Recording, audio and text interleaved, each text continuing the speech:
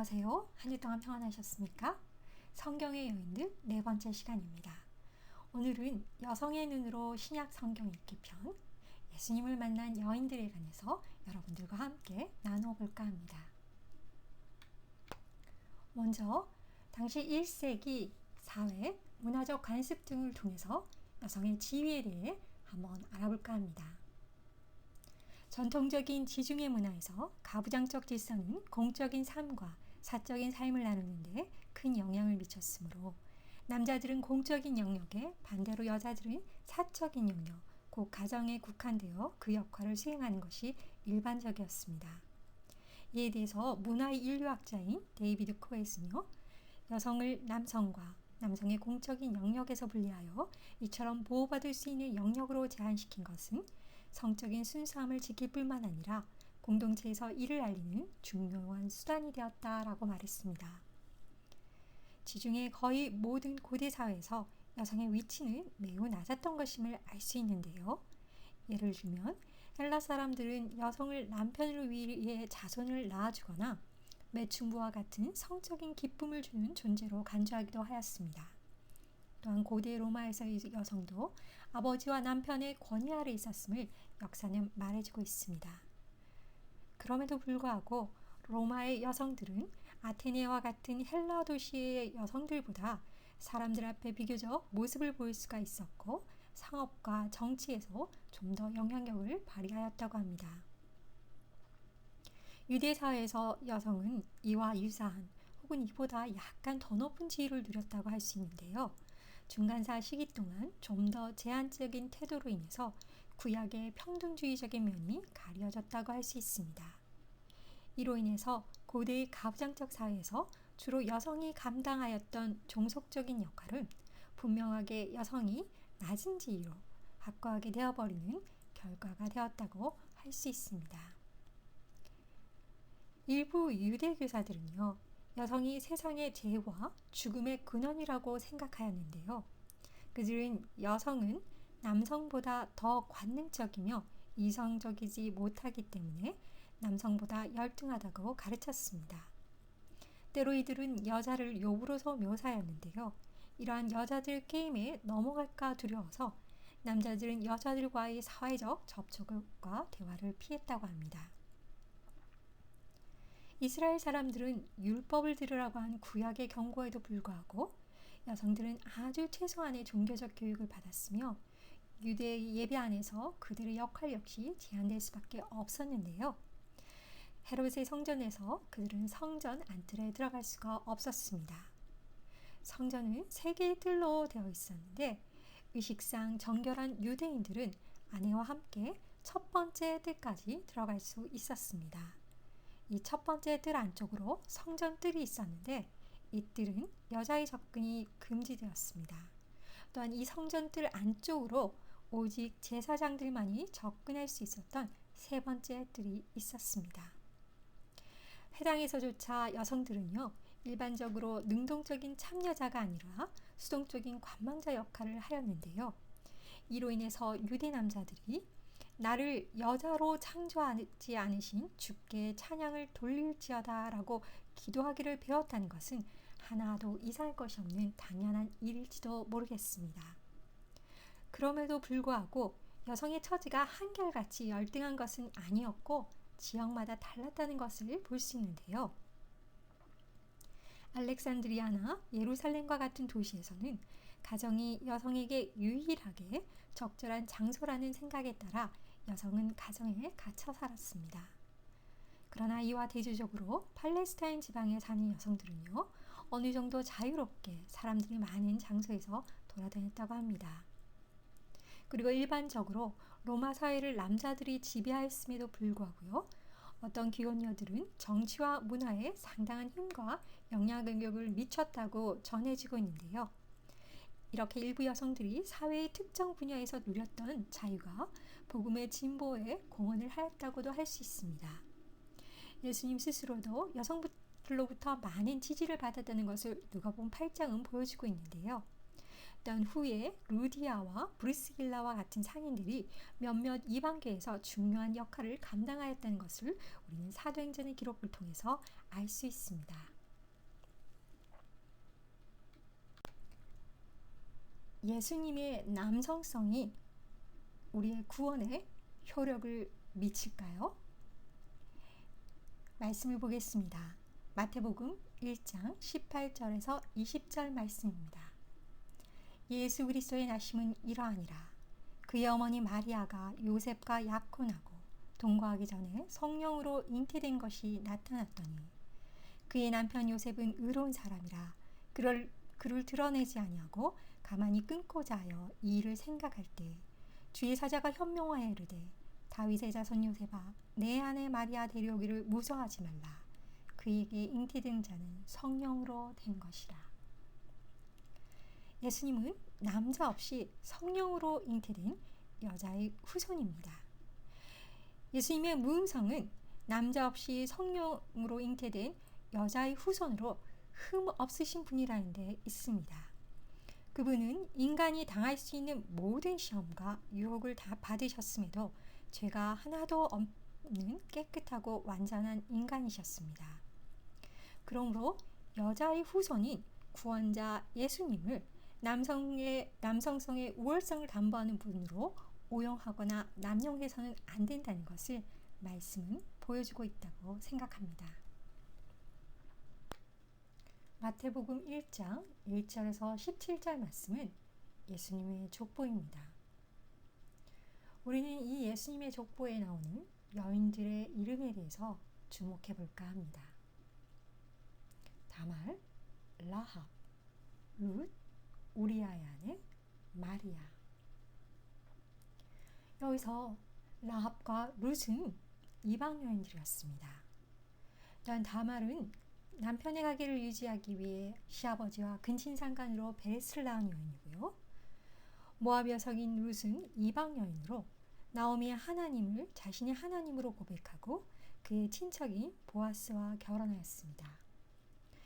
또한 라합은 고대 가나안의 창녀였고요.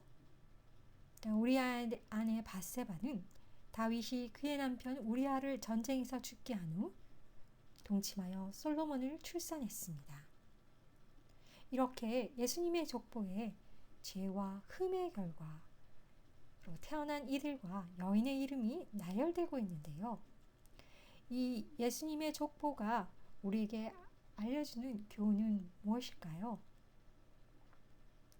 우리는 여기서 부끄러운 역사에 개입하시는 하나님의 섭리에 주목해 보아야 합니다. 이사야 55장 8절에서 9절 말씀입니다. 이는 내 생각이 너희의 생각과 다르며 내 길은 너희의 길과 다르니라. 여호와의 말씀이니라.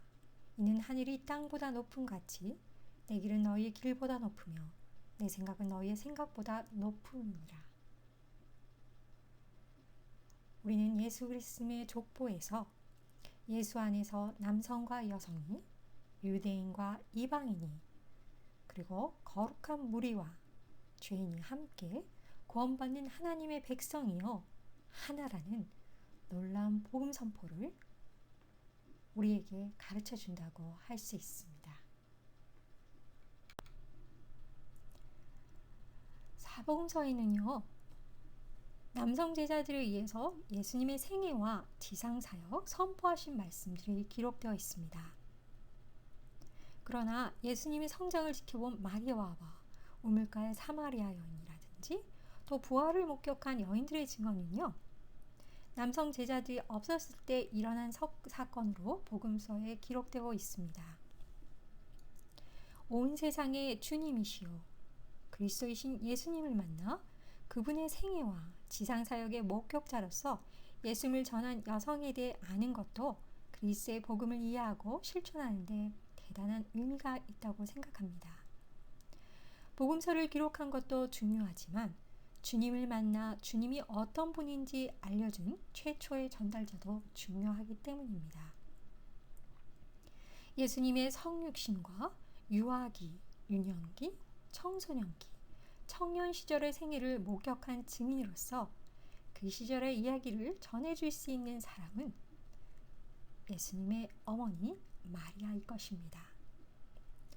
누가복음은 마리아와 가브리엘 천사의 수태고지를 이야기하고 있고요. 마태복음은 말구이에서 태어나신 일과 헤롯 왕이 예수를 죽이려고 한 일이 기록되어 있습니다. 또한 누가복음에 사가랴와 엘리사벳 이야기, 시므온과 안나 선지자 이야기, 또한 예루살렘 성전에서 예수님을 잃어버린 사건 등 유아 시절이 기록되어 있습니다. 또한 요한복음 2장에는요, 가나의 혼인잔치 이야기가 기록되어 있는 것을 알 수 있는데요. 바로 예수님의 어머니 마리아와 또 부활의 소식을 전한 막달라 마리아는 성령의 은혜로 말미암아 하나님의 뜻과 섭리를 깨달아 복음의 증인으로서 사명을 감당한 온전한 여성들임을 말씀은 증거하고 있습니다.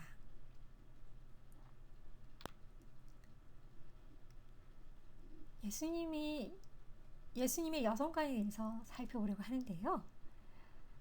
학자들은 그 당시 1세기 유대교의 배경 속에서 예수님이 여성과 사회에서의 그들의 역할에 대해 열린 태도를 가진 독특하면서도 철저한 개혁자로서 나타난 데에 동의하고 있습니다. 또한 그 당시 종교 지도자들과는 반대로 복음을 전하시는 예수님은 여성들에게 큰 위안이 되었는데요.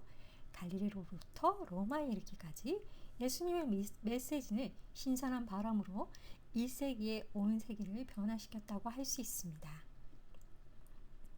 예수님께서 여성들을 대하시는 태도는 그 당시 문화적 규범과는 상당히 반대되는 태도였는데요. 즉 그는 남자든 여자든 모든 사람을 동등하게 대우하셨고 랍비들의 행동과는 반대로 자유롭게 여인들과 대화를 나누셨습니다. 예수님은 인간에 대한 선입견과 편견, 차별의식, 인종차별, 성차별 등을 깨뜨리시는 분이셨습니다. 예수님은 당시 유대인 남자가 당연히 지켜왔던 간습들을 행동으로 부정하였는데요. 간음과 이혼에 대한 가르침, 사마리아 여인과의 대화, 또한 간음하다 붙잡힌 여인과의 대화, 마르다와 마리아의 대화 등에서 볼 때 그 당시 열등하게 취급받던 여성들을 인격적인 존재로 대우하셨음을 우리는 말씀을 통해 알 수 있습니다. 예수님은 그에게 다가오는 여자들을 따뜻하게 맞아주셨을 뿐 아니라 나사로의 자매들인 마리아와 마르다, 막달라 마리아와 같은 여자들을 그의 가장 친한 친구들로 생각하셨습니다. 예수님 당시 유대 사회에서 여자가 말씀을 배우는 일, 또한 바깥에서 여자와 남자가 대화하는 일, 또한 어떤 사건의 증인이 되는 일은 금기였습니다. 그러나 혈루증을 앓는 여인이 예수님과 같은 랍비에게 접촉하는 일이 허용되지 않은 행위였지만 그녀는 용감하게 예수님에게 다가갔고요. 또한 로마 군병에 둘러싸인 무시무시한 골고다 언덕으로 예수님을 따라간 여인들의 용기를 우리는 알고 있습니다. 처녀의 몸으로 아기를 낳은 마리아, 또한 예수님 앞에 나아가 귀신 들린 딸을 고쳐달라고 간청한 이방 여인의 믿음, 제자들이 꾸짖는 상황에서도 귀한 옥합을 깨뜨려 주의 발에 부은 마리아의 참 제자도의 모습을 우리는 말씀을 통해서 알 수 있습니다. 예수님께서는 모든 사람의 진정한 정체성을 하나님과의 관계에서 찾아야 한다고 가르쳤습니다. 그분은 문화적으로 여성에게 주어진 아내와 어머니의 틀 안에서 여성을 규정짓지 않으셨고 성적 유혹의 근원으로도 생각하지 않으셨습니다. 신학자 몬테피오레는요, 거의 의심의 여지 없이 여성에 대한 예수님의 태도 속에서 우리는 그의 삶과 가르침에 아주 독특하면서도 중요한 면들을 볼 수 있다라고 말했고요. 또한 신학자 스탄토는요, 예수님은 모든 종류의 여성들과 자유롭게 또 당연하게 교제를 나누실 수 있었으며 여성들은 그를 따랐고 그를 섬겼다라고 말했습니다. 또한 제임스 헐레라는 신학자는요, 예수님의 여성에 대한 태도의 기초석은 그들을 인간으로 바라보시는 통찰력으로 예수께서는 바로 그들에게 다가오셨던 것이며 그들을 위해 오신 것이었다. 그는 첫째로 성, 나이, 배우자의 유무와 관련하여 그들을 인식하지 않으셨다. 그는 하나님과 그들의 관계와 관련하여 그들을 생각하셨던 것으로 보인다라고 말했습니다. 여성에게 말하는 것조차 해피했던 랍비들과는 반대로 예수님께서는 남자들의 경험에 제한하여 설명하지 않고 종종 여성의 삶 속에서 일어나는 사건들로 그의 가르침을 분명하게 설명하기도 하셨습니다. 잃어버린 양을 찾는 목자의 모습뿐만 아니라 잃어버린 동전을 찾는 여성의 모습을 통해서 죄인들의 구원에 대하여 하나님이 얼마나 기뻐하시는지 설명하셨습니다. 또한 인내의 좋은 예로 또 그의 제자들이 늘 깨어 있어야 한다는 것을 경고하기 위해 여성의 경험에 호소하셨습니다. 또한 그의 메시지에 합당한 반응을 보인 사람으로 특정한 여성을 언급하기도 하셨는데요. 예를 들면 용서받은 창기의 애정어린 행동을 통하여 바리새인들의 불친절한 행동을 부끄럽게 하셨고요. 성전의 헌금계에 적은 돈을 넣었던 한 가난한 과부를 택하여 마음에서 우러나오는 진정한 헌금의 성격을 설명하셨습니다. 또한 마가복음 1장에 베드로의 장모가 고침을 받은 후에 예수에게 처음으로 수종을 든 모습에서 제자들의 참 섬김의 모습을 찾을 수 있고요. 예수의 발에 향유를 부은 여인의 이야기는 과연 제자라면 어떻게 해야 할지를 우리에게 일깨워주고 있다고 할 수 있습니다.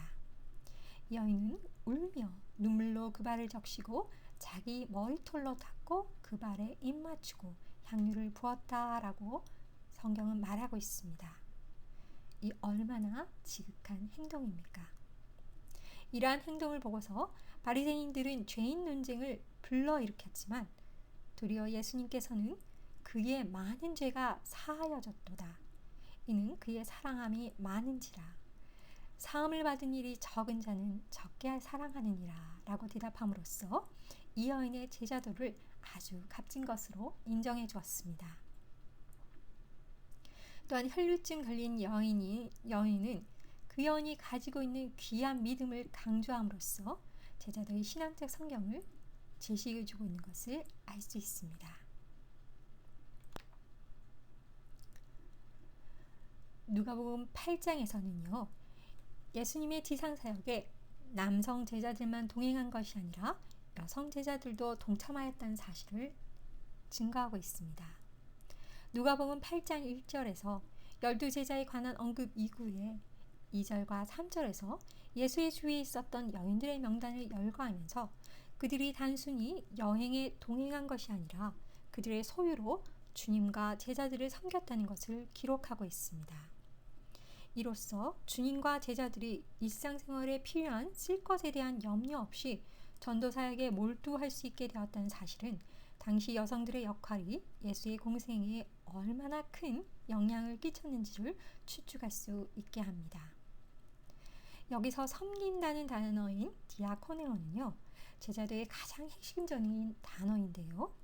이 단어에서 디아코니아가 나왔습니다. 이는 봉사와 섬김의 모델을 여인에게서 찾았던 예수께서 행한 가르침의 핵심 주제라고 할 수 있습니다. 특히 누가복음은 이 단어를 통해서 여성들이 예수님의 공생의 사역에 큰 공헌을 하였다는 누가복음의 특징적인 이야기 구성에 아주 중요한 요소로 삼고 있는 것을 알 수 있습니다. 예수를 따른 여인들이 예수님의 공생애 동안 계속된 복음 사역에 지대한 공헌을 하였다는 것을 통해서 우리는 12제자 속에 여성이 포함되지 않았다는 것 때문에 예수를 따르는 자들 가운데 여성이 존재한다는 것의 중요성을 상실하지 않도록 주의해야 합니다. 신학자 그랜트 오스본은요. 예수께서는 진정한 제자도와 하나님 나라의 윤리에 대한 모델로서 남자와 더불어 여자를 설정하셨다. 사실상 여러 경우에서 예수께서는 남자들과 더불어 여자들을 설정하셨을 뿐 아니라 여자들의 남자들보다 더 좋은 경건함과 신앙을 유대 지도자들과 심지어 예수님의 제자들의 연약함과 대조하셨다라고 말했습니다.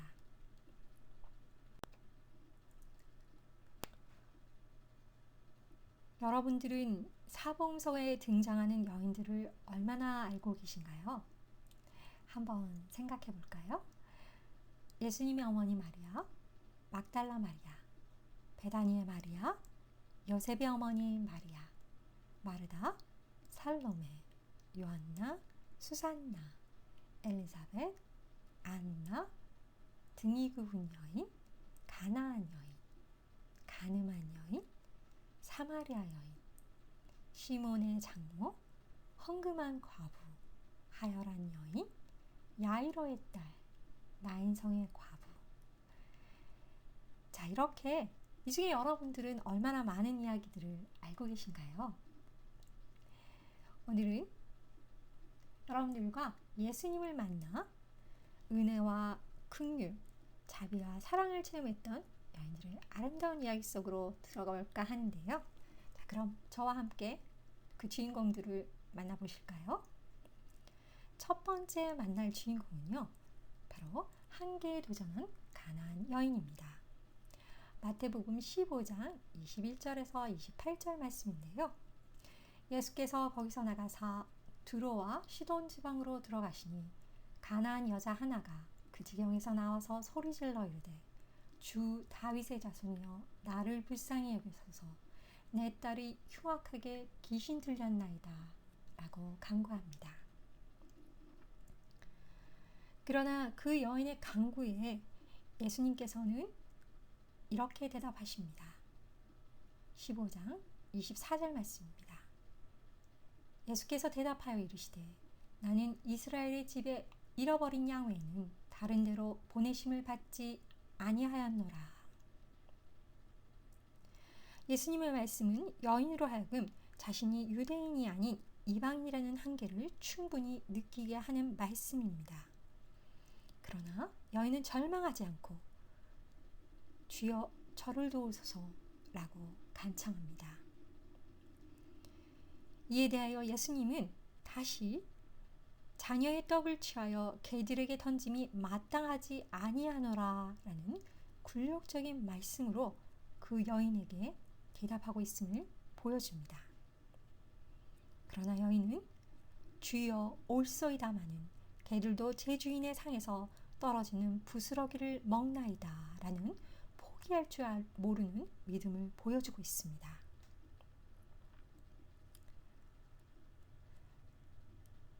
예수님은 마침내 15장 28절에서 여자여 내 믿음이 크도다 내 소원대로 되리라 라고 가나안 여인의 믿음을 칭찬하시는데요.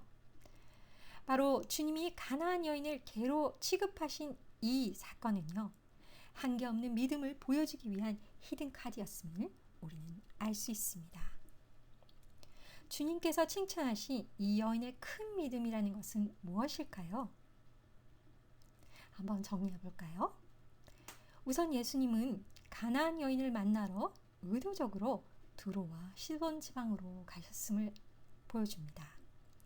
예수님에 대한 강한 기대감에 대해 이방 여인 카드라는 한계를 들이대며 시험하셨고요. 이방 여인이 그래도 포기하지 않자 개로 취급하면서 무시와 굴욕의 카드로 다시 한번 여인을 시험합니다. 그러나 가나안 여인은 한계와 무시를 견디며 주님께 더욱더 간절히 청하고 있음을 볼 수 있습니다. 바로 이 말씀은요, 자신의 한계 때문에 경험하는 좌절과 절망 그리고 원망을 뛰어넘어 전능하신 주님께 소원을 아뢰고 굳센 믿음으로 나아가는 것이야말로 진정 우리 주님이 기뻐하며 칭찬하시는 믿음이다라는 것을 우리에게 말씀해주고 있다고 생각합니다. 두 번째 주인공은 마리아와 마르다입니다. 탈무드에는 토라의 말씀을 여성들에게 전할 바에는 차라리 불에 태워버려라 라는 말이 있습니다. 이렇듯 유대 사회의 여성은 토라를 배울 수 없었고 자신의 삶에 대한 선택권 없이 주어진 숙명에 따라 수동적으로 살아갈 수밖에 없었습니다. 여성을 가르치는 것이 합당하지 못하다고 생각한 많은 랍비들과는 대조적으로 예수님께서는 기꺼이 여성들을 가르치셨습니다. 아마도 가장 분명한 예는 베다니의 마리아로 그녀는 예수님의 발 앞에 앉았다라고 성경은 말씀하고 있습니다. 우리 말씀을 한번 볼까요? 누가복음 10장 38절에서 42절 말씀입니다. 그들이 길 갈 때 예수께서 한 마을에 들어가시매 마르다라 이름하는 한 여자가 자기 집으로 영접하더라. 그에게 마리아라 하는 동생이 있어 주의 발치에 앉아 그의 말씀을 듣더니 마르다는 준비하는 일이 많아 마음이 분주한지라 예수께 나아가 이르되 주여 내 동생이 나 혼자 일하게 두는 것을 생각지 아니하시나이까. 그를 명하사 나를 도와주라 하소서. 주께서 대답하여 이르시되 마르다야 마르다야 내가 많은 일로 염려하고 근심하나 몇 가지만 하든지 혹은 한 가지만이라도 족하니라. 마리아는 이 좋은 편을 택하였으니 빼앗기지 아니하니라. 이 본문 말씀은요, 누가복음 9장과 10장을 연결해서 보는 것이 중요합니다. 바로 누가복음 9장과 10장은요, 제자들을 교훈하고 있는 아주 중요한 구절들로 구성되어 있습니다. 그렇기 때문에 이 누가복음 10장 38절에서 42절 말씀은요, 이러한 제자도의 단락을 총결론 짓고 있는 이야기라고도 할 수 있습니다. 흔히 한국교회에서는 마리아의 손을 들어주는 쪽으로 즐겨 사용하고 있는데요. 그렇지만 이 본문 말씀은 마르다와 마리아 모두 제자도의 참된 모습을 각각 간직하고 인물이라는 점을 줘서 우리에게 새로운 교훈을 주고 있다고 생각합니다. 다시 말해서 예수님의 말씀은 마리아의 편을 들면서 마르다를 꾸짖는 것으로 이야기를 마치는 듯이 보이지만요. 이야기의 전개에 있어서 마리아와 마르다 모두 제자도의 참된 모습을 간직한 여인들로서 마르다에게서는 섬김의 제자도를, 마리아에게서는 가르침을 받는 제자도의 모습을 정리해 준다고 볼 수 있습니다. 또한 누가복음 10장 41절에서 예수님께서는 마르다를 향해서 마르다야 마르다야 라고 2번 부르시고 계신데요. 이것은 마르다를 향한 친근감의 표현이라고 할 수 있습니다. 이와 같이 마르다는요, 당시 유대 사회가 요구하는 여성의 역할에 충실하면서 주님을 사랑한 여인이었다고 할 수 있습니다. 이에 반해서 마리아는요, 언니의 분주함에는 개의치 않으면서 주님 발 아래 앞에 앉아 말씀 듣기를 선택한 여인이었습니다. 그녀는 오라버니 나사로가 죽었을 때도 주님 발 앞에 엎드렸고, 또한 주님이 십자가를 지시기 전에 비싼 향유를 주의 발에 부은 여인이었습니다. 마리아는 곧 여성으로 해야 할 일과 그리고 그녀가 하고 싶은 일들을 선택했던 것입니다. 이에 예수님께서 마리아가 좋은 편을 택하였으니 빼앗기지 아니하니라 하고 대답하고 있으신 것입니다.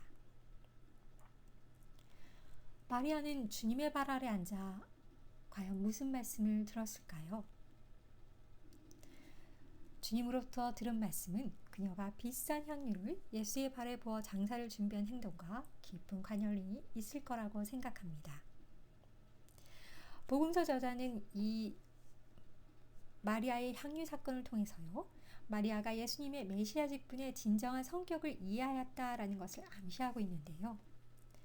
마리아는 주님의 발 아래 앉아 6월절 어린 양으로 오신 그리스도의 메시아 사역에 대한 말씀을 들었을 것입니다. 그래서 6월절 엿새전 장사할 날을 위해서 귀한 향유 옥합을 예수님의 발에 붓고 머리털로 발을 씻은 것이 아닐까요? 바로 그녀는 예수님의 메시아 직분의 진정한 성격을 이해했던 여인이었던 것입니다. 그러나 이러한 신학적 통찰력을 예수님의 남자 제자들은 예수님의 지상 사역적 기간 동안 갖지 못하였습니다. 이 여성 제자들은요, 주님의 소명에 죽음이 뒤따름을 깨달았던 것으로 보입니다. 또한 마리아의 향유 사건에서 예수님은 제자들이 그녀에 대해서 불평하는 것을 책망하시고 그녀의 행동을 칭찬하십니다. 사실 마리아가 예수님의 발에 기름을 부은 것은 신학적 의미를 함축하고 있다고 해석되어집니다.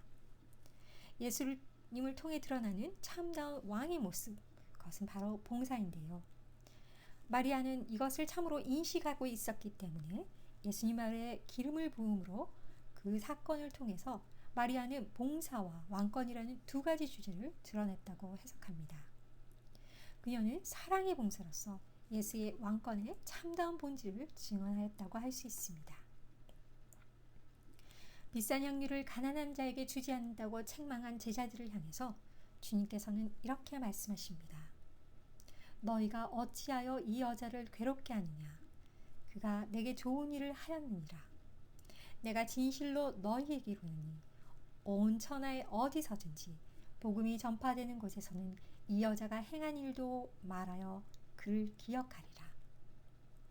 우리는 복음서에서 사람의 행위를 기념하러 하신 것, 바로 마리아의 향유 사건 외에는 없음을 우리는 알고 있습니다. 또한 나사로의 무덤에서 마르다는 예수님의 진정한 정체를 확실하게 선언하는데요. 주는 그리스도시요 세상에 오신 하나님의 아들이신 줄 내가 믿나이다. 바로 요한복음에서의 마르다의 신앙 고백은 공간복음에서의 가이사라, 빌립보에서의 베드로의 신앙 고백과 신학적으로 동등한 역할을 한다고 볼 수 있습니다. 누가복음 10장 38절에서 42절 말씀의 교훈을 우리가 한번 정리해 볼까요? 예수님은 유대 사회의 통념을 깨고 여성과 교제하였으며 당시 랍비와 다르게 여성도 말씀을 들을 수 있는 권리를 확증하는 분임을 보여주셨습니다. 예수님은 그 당시 문화적으로 여성에게 보다 중요한 일로 결정되었던 일들을 뒤집으신 것인데요. 가족을 부양하는 일이 사회에서 여성에게 가장 합당한 일로 유일한 역할이라는 유대관념을 거부하셨고, 또한 토라의 연구에서 여성을 제외시키는 관습을 무시하셨습니다. 우리 주님께서는 그 당시 관습적인 편견을 무시하시고 여자와 남자 모두가 하나님의 율법을 배우도록 하라는 구약의 명령을 회복하셨던 것입니다. 유대 사회의 여성에 대한 시대적 편견과 고정관념을 초월하여 여성을 자유롭고 주체성을 가진 존재로 보신 예수님의 여성관과 태도를 보여주는 복음의 말씀이라고 생각합니다. 세 번째 주인공은 안식일에 병고침 받은 여인입니다. 누가복음 10장 10절에서 17절 말씀인데요. 이 사건에 나타난 사건은 한 여인이 안식일에 고침을 받은 것이 문제가 된 이야기입니다. 18년 동안 꼬부라져서 조금도 펴지 못하게 된 이 여인의 사건은 당시 고대 세계에서 얼마나 여성들이 사회적으로, 역사적으로 제약을 받으면서 살아왔는지를 반영하고 있다고 볼 수도 있는데요. 당시 고대 세계에서 아내들은 남편이 가지고 있던 재산의 일부로 간주되었고, 아주 심한 경우에는 남편에 의해서 팔려나가게 돼서 인격적인 대접도 받지 못하던 때였습니다. 18년 동안이나 귀신에 들렸으며 꼬부라져 조금도 펴지 못하던 여인이 주님을 만나자 곧바로 고침을 받고 펴지게 되었다는 사건을 통해서 이제 여성들도 남성들처럼 하나님을 찬양하기 위해 허리를 펴고 머리를 들고 살 수 있게 되었다는 새로운 의미를 부여해주는 이야기로도 해석되고 있습니다. 초대교회에서 여성의 역할이 예수님의 공생애와 더불어 남성과 마찬가지로 하나님의 나라를 구현하는 데 얼마나 중요한 공헌을 하였는지 그 신학적, 영적 의미를 부각시키는 사건이라고도 할 수 있습니다. 또한 예수님께서는 안식일에 회당의 지도자들과 논쟁을 하면서 율법을 초월한 하나님의 사랑의 원리를 일깨워주고 있습니다. 이는 예수님의 공생애가 추구하는 가장 핵심적인 내용이라고 할 수 있는데요. 안식일에 예수님과 회당의 지도자들이 함께하고 있는 자리에서 고침을 받은 여인은 즉시 똑바로 서서 하나님을 찬양합니다. 하나님을 찬양한다는 것은 하나님의 사랑과 자비에 대한 자연스러운 반응이며 표현인데요. 이로써 그 여인은 예수님의 공생의 사역에 있어서 가장 핵심적인 내용인 하나님의 사랑의 원리를 예수님으로 하여금 율법에 사로잡혀 살아가는 당시의 유대인들에게 분명하게 보여주게 한 계기가 되었다고 할 수 있습니다. 또한 13장 16절을 보면요. 아브라함의 딸이라는 표현이 나오는데요. 18년 동안이나 병에 시달리며 고생한 한 여인을 고친 이 이야기는요. 당시 한 여성의 육체적 치유에만 관심을 갖고 있는 것이 아니라 그 여성의 사회적 공민권의 회복과 짓눌린 여성의 인격적 삶의 회복이라는 의미를 동시에 내포하고 있다고 할 수 있습니다. 당시 유대교의 전통과 간습에 의해서 상대적으로 소외된 여인들에 대한 관심을 새롭게 불러일으켜 줌으로써 모든 사람들이 아들뿐만 아니라 딸도 아브라함의 후손이라는 사실을 보여주는 것이라고 볼 수 있습니다. 이제 아브라함의 정상적인 딸로 회복된 그 여인은 아브라함의 후손이 누릴 수 있는 축복도 함께 약속되었습니다. 곧 하나님의 선택받은 백성으로서 그 지위와 특권을 누릴 수 있게 되었다고 볼 수 있는데요. 곧 이스라엘 남성들이 아브라함의 축복을 계승하는 것처럼 이제 안식일에 고침을 받은 여인도 축복의 대열에 당당히 참여하게 되었음을 보여주고 있습니다. 이로써 안식일에 병을 고친 것이 율법의 형식을 깨뜨리는 것이라면 아브라함의 딸이라고 부르는 것은 축복의 고정관념을 깨뜨리는 것이라고 평가할 수 있습니다. 여성도 마땅히 하나님의 구원과 평화의 축복을 누릴 수 있다는 사실을 선언하는 것뿐만 아니라 여성도 아브라함의 후손으로서 이스라엘이 누릴 축복을 계승할 수 있다는 사실까지 확인시켜주고 있는 말씀입니다.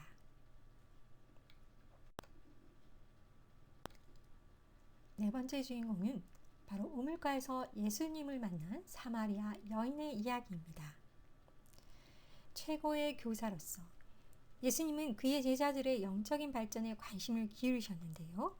이 목적을 달성하기 위해서 그는 그들과 대화를 나누셨습니다.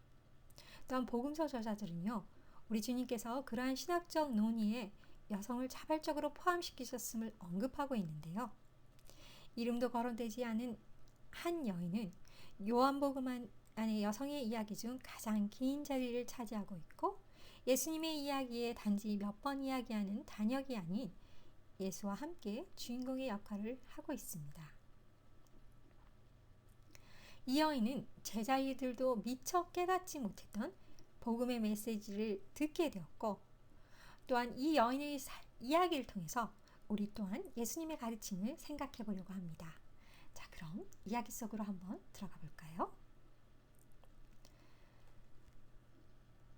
당시 유대 사람들의 멸시와 차별로 인해서 깊은 증오감에 쌓여있던 사마리아 지역에서 예수님과 사마리아 여인과의 대화는 유대사에서 결코 용납될 수 없는 혁신적인 행동이었습니다.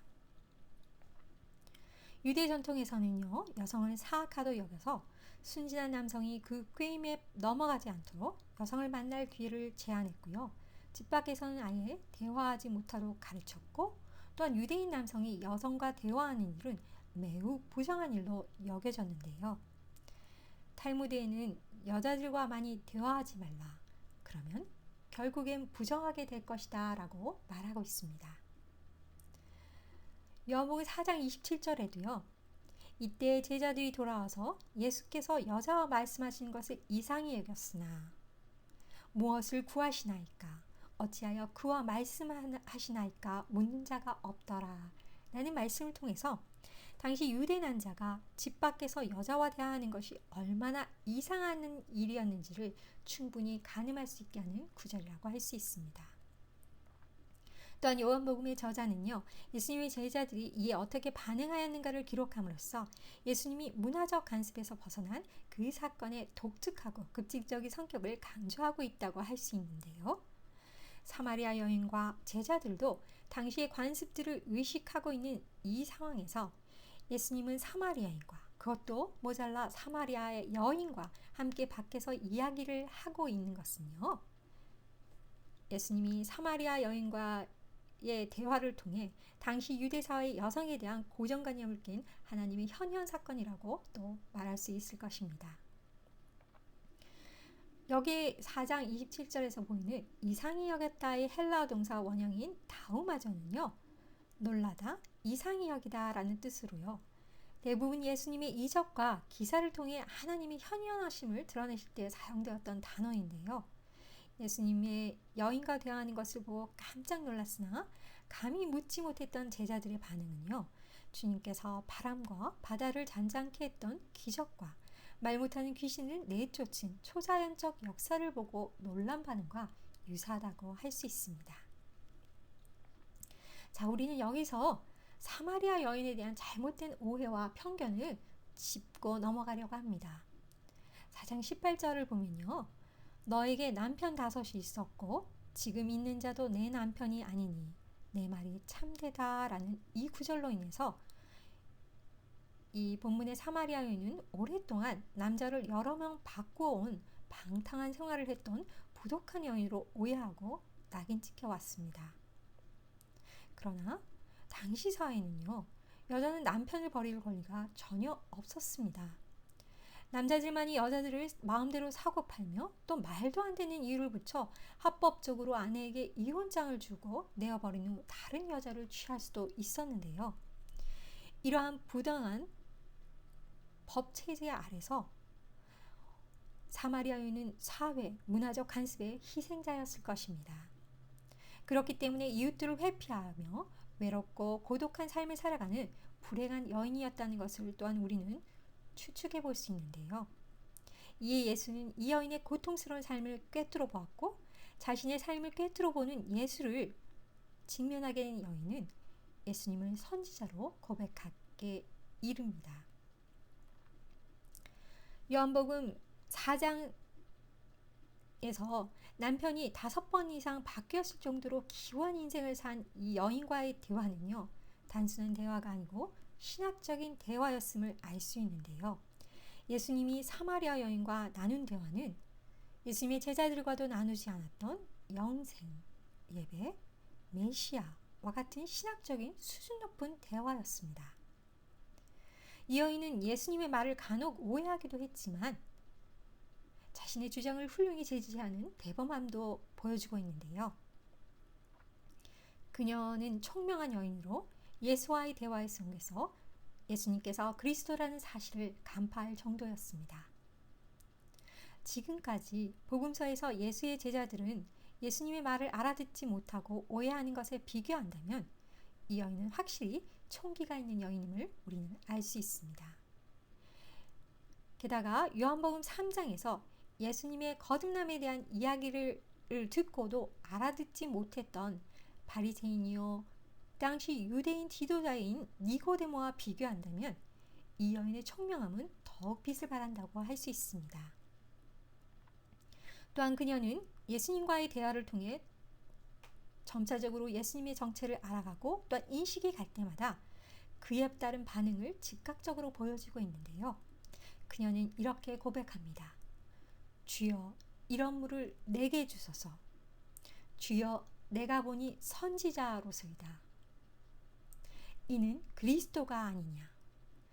이러한 고백으로 그녀는 그녀의 깨달음을 확실하게 고백하고 있습니다.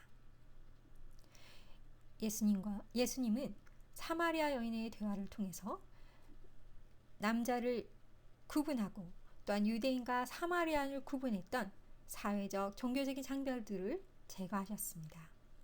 여인은 예수의 말을 정확하게 이해하지 못함에도 불구하고 지속적으로 예수님에게 묻고 도전함으로 대화를 이어나가고 있는 것을 볼 수 있는데요. 이는 예수님에게 물음이 있음에도 묻지 않는 제자들과는 대조되는 모습이기도 합니다. 여인의 대화의 자세는요, 적극적이었고 또한 자신의 무지함을 드러내는 것을 두려워하지 않습니다. 또한 요한복음에서는요, 사마리아의 그리스도를 전한 최초의 사람은 야곱의 우물가에서 예수를 만난 사마리아 여인이며 이 여인의 증언으로 말미암아 많은 사마리아 사람들이 예수를 믿게 되었다라고 증언하고 있습니다. 그뿐만이 아니라 그들은 예수께 와서 함께 유하기를 청하기까지 하는데요. 여인의 증거로 인해 유대인 남자 예수와 사마리아 사람들이 한 자리에 모일 수 있게 된 것입니다. 이것은 정말 놀라운 일이 아닐 수 없습니다. 유대 사람들의 멸시와 차별로 인해서 깊은 증오감에 쌓였던 사마리아 사람들이 먼저 예수님께 함께 유하기를 요청했다는 것은 당시 시대 상황으로서는 아주 어려운 일이었기 때문입니다. 예수님이 누구인지를 올바로 깨뜨려 본 한 여인의 놀라운 인식과 증언은 증오와 살육으로 얼룩진 유대와 사마리아의 증오를 깨뜨렸습니다. 유대 남자와 사마리아 사람들이 함께 거하며 기뻐하는 놀라운 구원 역사를 이루어낸 것입니다. 바로 이 놀라운 사건은 전적으로 이름도 없이 경멸적인 언사로 불렸던 한 사마리아 여인에서 비롯되었다는 것을 말씀은 보여주고 있습니다. 또한 이 사마리아 여인은요, 예수님과의 만남이 어떻게 믿음을 촉발시키는가를 보여주는 모델이라고 할 수 있고요. 또한 신앙이 넘쳐 흐르는 기쁨으로 인해 증언자의 모습으로 발전되는 방식을 보여주는 모델이라고 할 수 있습니다. 예수님은 사마리아 여인의 목마름을 아시고 인간의 가장 깊은 목마름을 해결하여 주십니다. 예수님은 인간 사이의 편견과 차별을 깨뜨리시는 분이시며 인간의 목마름을 풀어주시는 생명수이십니다. 예수님은 그녀를 진정으로 과거의 삶, 여인으로의 삶, 유대인으로서의 삶으로부터 자유롭게 하여 진정한 복음을 가르쳐 주셨습니다. 예수님은 소외당하고 멸시당하는 이들에게 영생하도록 솟아나는 샘물을 제공하는 분이시고 계시자요, 그리스도요, 세상의 구주가 되시는 분이심을 보여주고 계십니다. 우물가의 여인, 사마리아 여인과의 대화는요, 거부되고 멸시받는 그러한 인간의 죄나 신분은 물론 시대적 장벽을 초월하는 예수님의 사랑과 동정에서 비롯된 것이라고 할 수 있습니다. 예수님은 인종, 성, 도덕적 지위를 구분하는 엄격한 문화적 경계성을 넘음으로써 성령 안에서 새롭고 궁극적인 연합을 강조하고 있음을 우리에게 말씀하고 있음을 알 수 있습니다. 예수님께서 사마리아 여인과 대화하는 것은 유대 당시 고정관념과 편견을 초월하여 여성을 인격적인 존재로 본 복음, 유대인이 상종하지 않았던 사마리아인, 그 중에서도 이웃과 소외된 삶을 살았던 여인과 더불어 예배에 대해 말씀하셨고 영생, 생수, 메시아로서 자신을 계시해 주신 것은 바로 하나님의 현현을 드러내신 복음이라고 할 수 있습니다. 다섯 번째 주인공은 간음하다 붙잡힌 여인입니다. 요한복음 8장 1절에서 11절 말씀은요, 주님께서 율법과의 관계에서 여성을 어떻게 보시는지 그리고 죄인들을 어떻게 다루시는지 알려주는 말씀입니다. 배경을 보면요, 바리새인들은 예수를 시험하기 위해서 그리고 그를 고소할 근거를 얻기 위해서 현장에서 발각된 한 간음 사건을 이용하고 있습니다. 만약 이 시기가 예수님 사역의 마지막 무렵이었다고 한다면요, 그들은 가난한 자들과 죄인들에 대한 친구 되신 예수님과 또한 하나님 나라의 선포, 사회적 평판이 좋지 않은 자들에 대한 예수님의 동정심, 그리고 일반적으로 이해되었던 의식법들에 대해서 완전한 무관심을 나타내는 예수님에 대해서 잘 알고 있었습니다. 그래서 그들은 선생이여, 이 여자가 간음하다가 현장에서 잡혔나이다. 모세는 율법에 이러한 여자를 돌로 치라 명하였거니와 선생은 어떻게 말하겠나이까? 라고 그들이 예수의 충고를 구하고 있는 데는 의심의 여지가 없습니다. 그렇지만 그들은 다만 공개적으로 예수님의 평판을 나쁘게 만들려는 의도였는데요. 만약 예수님께서 율법을 지지하신다면 자신의 삶의 방식 그리고 그분의 말씀과 모순이 되고, 또 한편 그가 자신의 죄인들에 관한 견해와 가르침을 주장한다면 그는 스스로 법을 지키지 않는 자고 또한 법에 의해서 처단받아야 하는 백성의 미혹자임을 드러내게 하려는 의도가 다분히 깔려 있었습니다. 이에 대해서 예수님은요, 8장 6절에 보면 예수께서 몸을 굽히사 손가락으로 땅에 쓰시니 라고 되어 있습니다. 예수님께서 땅에 쓰신 내용은 무엇일까요? 땅에 쓰신 내용은 아마 모세율법 중 신명기 22장의 간음에 대한 말씀일 것입니다. 신명기 22장 22절 말씀은요, 어떤 남자가 유부녀와 동침한 것이 드러나거든 그 동침한 남자와 그 여자를 둘 다 죽여 이스라엘 중에 악을 제할지니라 라고 되어 있습니다. 율법의 목적은요, 간음한 여자뿐 아니라 간음한 남자도 함께 죽여서 이스라엘 중에 악을 없애는 것임을 지적하셨을 것입니다. 또한 예수님께서 너희 중에 죄 없는 자가 먼저 돌로 치라 라고 말씀하셨을 때 그들은 이 말씀을 듣고 양심의 가책을 느껴 어른으로 시작하여 젊은이까지 하나씩 하나씩 떠나갔다고 되어 있습니다. 이후 10절에 예수님께서 여자여, 너를 고발하던 그들이 어디 있느냐? 너를 정죄한 자가 어디 있느냐? 라는 말씀을 하시는데요. 아마 예수님께서 두 번째로 쓰신 내용 또한 그들의 양심에 큰 충격과 가책을 주는 내용이 아니었을까 해석합니다. 가늠하다 붙잡혀온 여인에게 예수님은 어떤 분으로 비춰졌을까요? 예수님은 모세의 율법이 남자와 여자 모두에게 똑같이 적용되어야 함을 밝혀주심으로써 율법에 정통했던 서기관과 바리새인으로부터 자신을 구해주신 분이 아닐까요? 또한 자신의 죄를 용서하고 새로운 삶을 살도록 깨우쳐 주신 분이었을 것입니다. 그러나 우리는 여기서 한 가지 기억해야 될 것은요. 너희 중에 죄 없는 자가 먼저 돌로 치라 라는 말씀은요.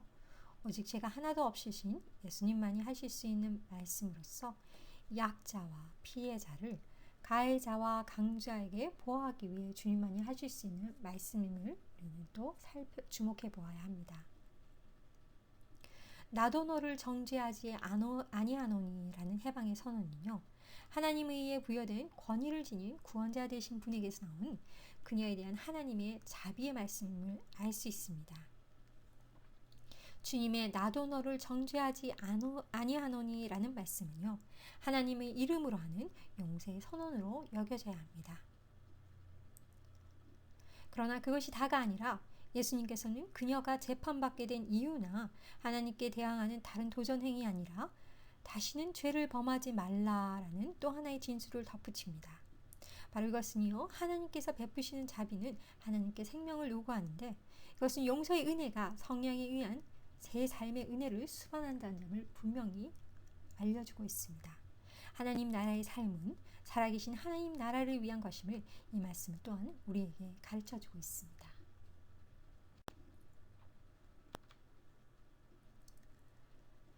아마도 예수님과 여성들과의 밀접한 관계는 예수님께서 죽으셨을 때 가장 분명하게 볼 수 있을 것입니다. 대부분의 남자 제자들은 도망간 반면 수많은 여성들은 십자가에 달려 돌아가신 그 자리에 남아 있었음을 말씀은 분명하게 우리에게 증거하고 있습니다. 예수님의 수활과 순환과 부활의 현장에서 모든 남성 제자들은 제자도에 있어서 실패한 모습을 보여주었지만 여성들은 끝까지 주님을 따라갔던 참된 제자도의 모습을 보여주었습니다. 순환이에게서 특히 누가복음은 여자의 큰 무리가 따라갔는데 그 중에는 갈릴리로부터 따라온 여자들도 있었다. 어떤 여자들은 예수의 시체를 둔 무덤에까지 따라갔다.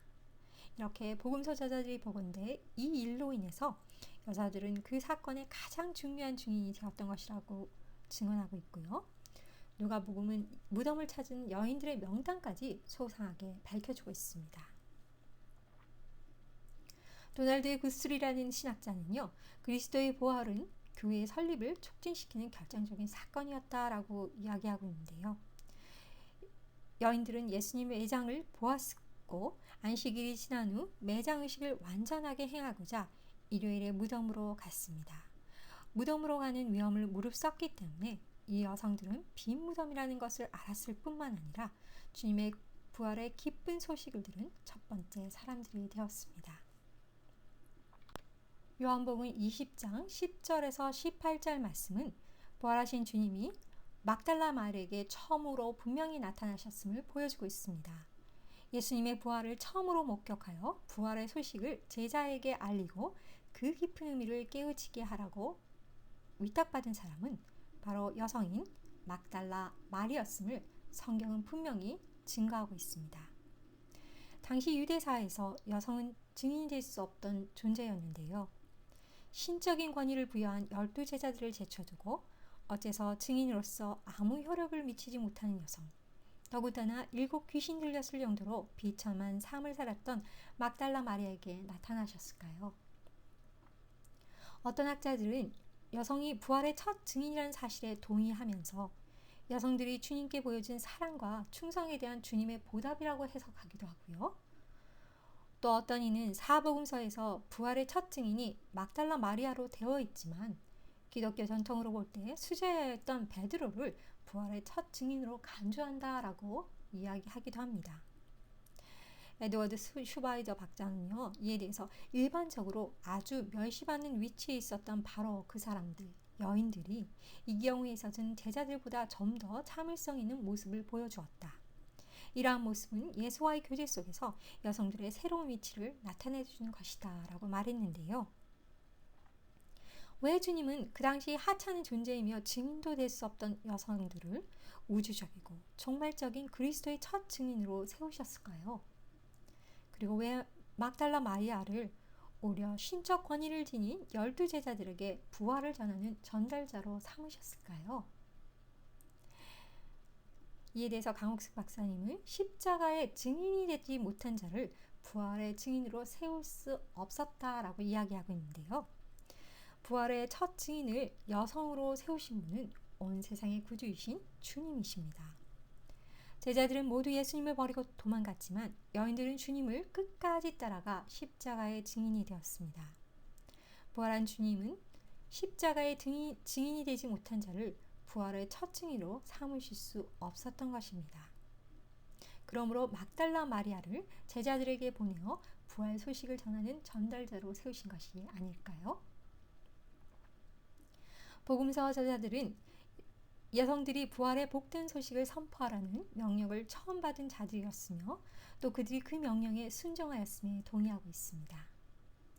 복음서 저자들에게 있어서 이것은 하나님의 새로운 섭리 속에서 남성과 여성이 다 믿을 만한 증인들이며 부활하신 주님의 능력 있는 전달자임을 의미하는 것입니다. 누가복음 23장 27절에서 29절 말씀을 볼까요? 또 백성과 및 그를 위하여 가슴을 치며 슬피 우는 여자의 큰 무리가 따라오는지라. 예수께서 돌이켜 그들을 향하여 이르시되 예루살렘의 딸들아 나를 위하여 울지 말고 너희와 너희 자녀를 위하여 울라. 보라 날이 이르면 사람이 말하기를 잉태하지 못하는 이와 해산하지 못한 배와 먹이지 못한 젖이 복이 있다 하리라. 이 말씀에서 우리는 여인들이 울며 애도한 행동에 대해서 주목할 필요가 있습니다. 그것은 그 당시 처형될 자를 위해 공개적으로 애도하는 것이 금지되어 있었기 때문인데요. 학자들은 여인들이 울며 애도한 행동은 예수님에게 일어난 일에 대한 항의였다고 해석하기도 합니다. 또한 누가복음은요, 당시 천대받던 여성이 십자가의 증인이 되었음에 주목하여서 하나님의 나라가 가난하고 보잘것없는 자들의 것임을 클로즈업시키고 있습니다. 십자가를 지는 예수님을 따라간 많은 여자들은 갈릴로부터 예루살렘까지 가슴치고 슬피 울며 주님을 따라가 십자가의 증인이 되었습니다. 예수님께서는 가슴을 치며 울고 있는 여인들을 향해서 예루살렘의 딸들이라고 호칭하는 것은 이미 여인들이 남성들과 마찬가지로 하나님의 선택받은 이스라엘 백성으로서 지위를 얻고 있다는 사실을 증거하신 것입니다. 만일 그 여인들이 골고다로 향하시는 주님을 따라가지 않았더라면 우리는 예수님의 십자가 사건의 정황을 어떻게 알 수 있을까요? 또한 학자들은 누가복음 23장 29절에 보라 날이 이르면 이라는 이 말씀을요, 이스라엘 백성이 그들의 메시아를 거절한 일로 말미암아 그 도시에 닥칠 끔찍한 운명의 날이라고 해석하고 있습니다. AD 70년에 일어난 예루살렘의 함락이나 악인에 대한 하나님의 징벌과 심판이 있는 마지막 날로 해석하기도 하는데요. 실제로 AD 70년에 로마 장군 티투스에 의해 예루살렘이 함락되었을 때 여자들과 아이들이 미처 도피하지 못해 많은 화를 입었다는 것이 역사는 증명하고 있습니다. 그러므로 누가복음 23장 28절의 말씀의 의미는요, 십자가를 지러가는 극한 상황에서도 예루살렘에 불어닥칠 사나운 운명을 미리 아신 주님께서 자신보다는 오히려 아무 죄 없는 여인들과 자녀들에게 미칠 고통스럽고 끔찍한 일들을 염려하시며 긍휼히 여기시는 사랑의 표현이라고 할 수 있습니다. 주님의 십자가는 어느 누구와도 나누거나 함께 할 수 없고 철저히 홀로 감당해야 하는 고난이었습니다. 그러나 그런 극한 순간에서도 슬피 울며 따라오는 여인과 순진무구한 자녀를 긍휼히 여기시는 주님의 사랑을 우리는 깨달을 수 있습니다.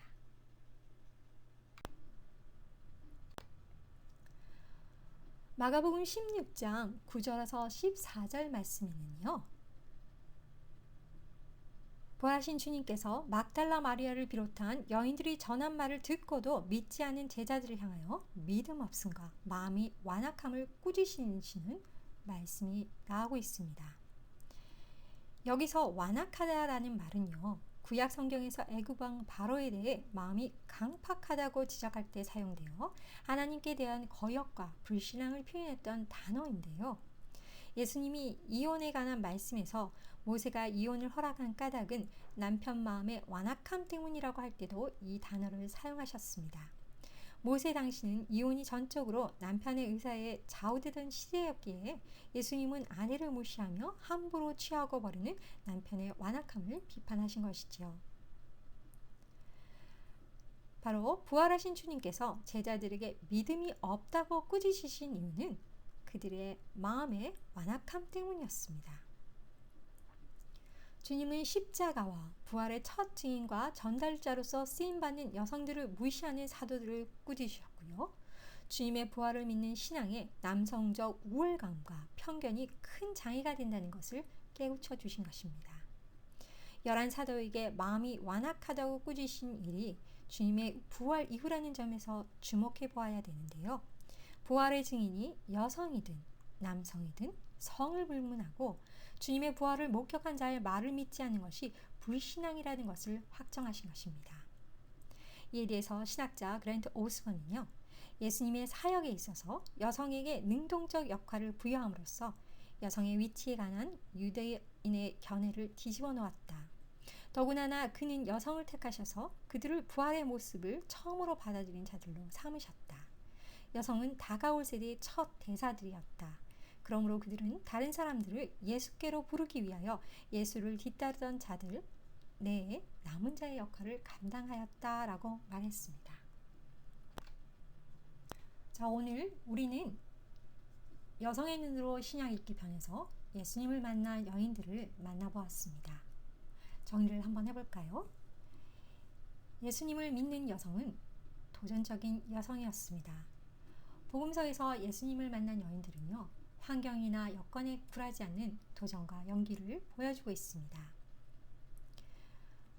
혈루증을 앓은 여인이 예수님과 같은 랍비에게 접촉하는 일은 허용되지 않은 행위였지만 그녀는 기꺼이 예수님에게 다가갔습니다. 또한 로마 군병에 둘러싸인 무시무시한 골고다 언덕으로 예수님을 따라간 여인들의 사랑, 또한 처녀의 몸으로 아기를 낳은 마리아, 예수님 앞에 나아가 귀신 들린 딸을 고쳐달라고 간청한 이방 여인의 믿음, 제자들이 꾸짖는 상황에서도 기이한 옥합을 깨뜨려 주의 부활에 부은 마리아를 통해 우리는 제자도의 모습을 배웠습니다. 예수님을 만난 여성들은 유대 사회에서도 이방인이거나 열등하게 취급받는 존재였는데요. 예수님은 바로 이런 여인들을 만나 대화하면서 자신을 계시하셨고 말씀을 가르치셨으며 부활의 첫 증인으로 삼으셨습니다. 예수님의 발에 향유를 부은 여성의 행위가 기념되어 주님의 복음과 함께 전해질 것이라고 선포하셨습니다. 예수님의 공생의 사역에 있어서 여성들이 제자들의 역할을 훌륭하게 수행하였다는 사실은요, 초기 교회에서 여성의 섬김의 리더십이 인정받았다는 증거일 뿐만 아니라 실질적으로 여성이 중요한 사역을 감당하였다는 사실을 보여주는 것이라고 할 수 있습니다. 부활 이후의 공동체에서 여성과 남성은 복음 선포하는 일에 함께 참여하였습니다. 오순절 성령 강림 자리에 남성 제자와 동참하는 일 등은 유대 사회의 가부장적 편견과 통념을 낀 도전적이고 용기 있는 행동이라고 할 수 있습니다. 남성과 여성 모두 그리스도의 복음 사역의 증인입니다. 주님은 하나님 나라에 초청하시려는 종말론적이며 우주적인 구원 사역을 위해 남성뿐 아니라 여성도 제자로 세우셨습니다. 여성을 그리스도의 성육신 탄생과 어린 시절과 생애의 목격자로 세우셨고 십자가를 지고 고난받으실 때 남성 제자들이 흩어진 상태에서 여자들의 십자가 사역의 유일한 증인이자 부활의 첫 증인으로 세우셨습니다. 이것은 축복의 통로에 있어서 여성들이 남성들과 마찬가지로 예언도 하고 말씀 사역을 감당할 수 있는 실질적인 교회 봉사에서 책임적인 사명을 감당할 수 있는 근거를 제공해 준다는 차원에서 아주 중요하다고 할 수 있습니다. 이번 주 과제입니다. 교과서 읽기 과제는요. 여성이 만난 하나님 단원 어부 읽기입니다. 강의 과제물로서는 믿음의 여인과의 만남 막달라 마리아 편입니다. 과제물란에 올려진 믿음의 여인 막달라 마리아의 삶을 통해 그녀의 삶 가운데 하나님이 어떤 위치를 차지하고 계신가를 묵상하고요. 본문에 있는 질문들 중 3가지를 택해서 하나님께서 마음에 떠올려 주신 것들을 기록하여 제출하시기 바랍니다. 그럼 한 주 동안 평안하세요. 감사합니다.